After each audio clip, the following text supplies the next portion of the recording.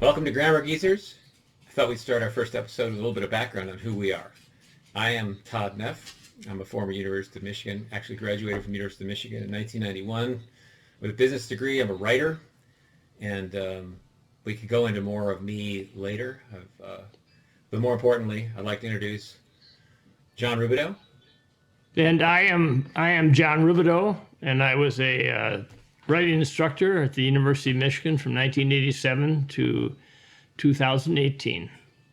Yep, he has a PhD in linguistics from Georgia State University, 42 years of teaching English and writing at U of M, 31 of them, I think.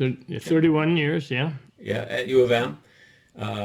And he was probably statistically speaking, and I can speak to that in a bit, the highest rated instructor at the university for the vast majority of those years.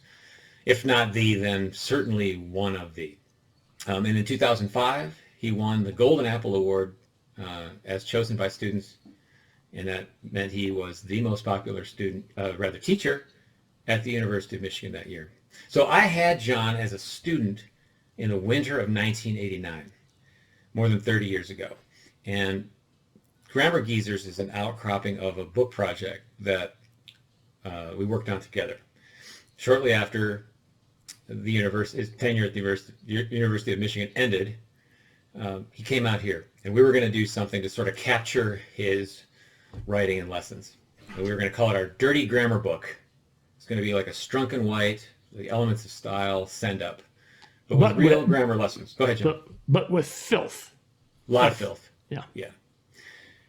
And so he came out to Denver right after Thanksgiving in 2018, and we sat at our kitchen table here and talked about grammar, a lot of writing. We argued because our styles are a little different. I'm a journalist and a writer. I'm a little more succinct, a little pithier. John is an artist. And who's your favorite author, John? Can't remember. Oh, I'd probably say Nikos Kazantzakis. The least favorite book of mine is Zorba the Greek. Yeah. But I have many different authors I love. Thomas Wolfe is one that you've mentioned too, right? As far as like the style. The old Thomas Wolfe. Yeah. Not the new Thomas Wolfe, Got it. And so he uses lots of adjectives and so on, and I'm like, all right, the Mark Twain approach, if you see an adjective, kill it. Yeah, I never met an adjective or adverb I didn't love. Yeah. Well, so we had some interesting discussions, and then the book turned into something entirely different. It's called A Beard Cut Short. You can see it over my shoulder here. And this is not about advertising the book, but it's relevant in that it's a biography. John had lived an incredible life, and he was an unbelievable teacher, hugely popular. The way you speak in the past tense, I'm not dead yet. I'm still living a wonderful life. You're right. All right. But anyway, we had a ton of notes left over that I didn't use in the biography I wrote of John. And I said, hey, let's see if we could do something interesting with these. So I said, how about a podcast and a YouTube video? To which John said, what are you talking about? But here you are. And so the idea is the podcast will be a little bit longer form. And then with YouTube, younger audience, shorter attention spans, no offense, we'll break it up into little searchable pieces. So what's a commonplace, which we're talking about today, or in an episode to be aired very soon, that sort of thing.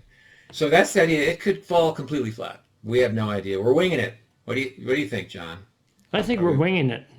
John's correct. With a broken wing on this aged bird. Exactly. And then if you look at like my face right now has stripes on it, that's totally winging it, right? So let me take a little break. So anyway, Grammar Geezers is the name of what we're doing here. And I wanted to ask you, John, what you think of the name, whether you think it's ageist or it's an epithet. What's your take? I was going to go with something like nude grammar geezers. I think that would be more appropriate because I'm sure that would get a large audience. Massive. Yeah, for a half an episode, a tenth of an episode. Before everybody turned it off. Well, here's the thing is that I was thinking about grammar gods also, which based on your godlike beard would be appropriate. I would probably ruin that vibe, but I'd prefer to think of it as prophetic Yeah. rather than godlike, like a prophet of the Old Testament. Not the New Testament where all the prophets were shaved. Were they shaved? Like, No. where were they shaved? No. Well, I'm not going there. Anyway, Grammar Gods, the URL, it turns out, was taken. So I have the grammargeezers.com. I thought that was a big deal. And I invested, I think, $12 for the year, or maybe even $15. So even if Grammar Gods had been available, I don't think we would have gone with we wouldn't have gone with it because I already invested big bucks in the Grammar Geezer name. But it's taken by some outfit, Grammar Gods, that is, grammargods.com, called Pork Buns LLC. So we have to go with Grammar Geezers. But anyway, let's get rolling here. That's the story. That's who we are.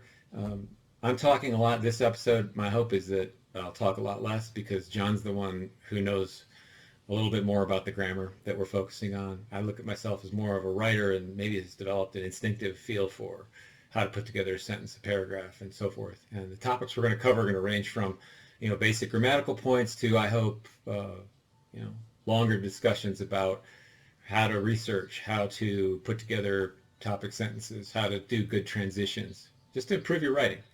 So that's the idea. John, do you have anything to add? There's anything you're hoping to get out of what we're working on?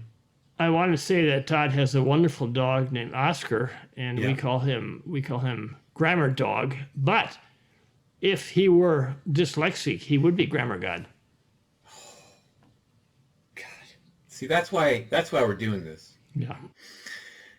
And you have a dog too. And I was thinking about because Oscar's already, I don't know if he's trademarked it officially. It may just, I think he's got it's pending, the Grammar Dog name. There will be t-shirts and stuff eventually, maybe hats. Make Grammar Dog great again. Yeah, It's exactly. an idea. Yeah, red hats. Red. But Mimi is your dog. What kind of dog is she? Oscar's a puggle. A Grammar Dog is a puggle. Yeah, or Grammar God if you're dyslexic. Mimi is a Shih Tzu Maltese mix. Right. But I can't think of a nickname that fits her because obviously Grammar God or dog is so powerful. So I was just thinking we'd call her Mimi. Yes. And then you have him as the hero and the sidekick in the kind of Batman and Robin. I don't know if there are any other hero sidekick combinations that we could put in there. You don't like it when this is a writing tip. One example, but after you say like or such as in writing is. Oh yes, I hate that. Yeah. Now remember, we're only talking about writing, and especially formal writing. I think we're not talking about speech. No, we're not at all. But what I do dislike enormously is that when you have a plural noun followed by such as or like or for example, and the writer, not the speaker, the writer only gives one example. I think that leaves the reader wanting something. Like you say, there are so many dogs I like giant schnauzers. Mm-hmm. Well, you have a plural dogs, and you have one example after that. Now, I think that is not a complete sentence. It should be there are so many dogs I like giant schnauzers and collies. And Grammar God and Mimi. You get those in there. Okay. Well, listen, thank you for your attention, everybody. We're going to be back very soon with episode 2 of Grammar Geezers. Not Grammar Dogs or Grammar Gods. All right. And I hope I didn't, we live in an age of everybody's walking on eggshells. So I hope we didn't offend anybody who's dyslexic. It's a good point. All right, everybody. Thank you. Thank you.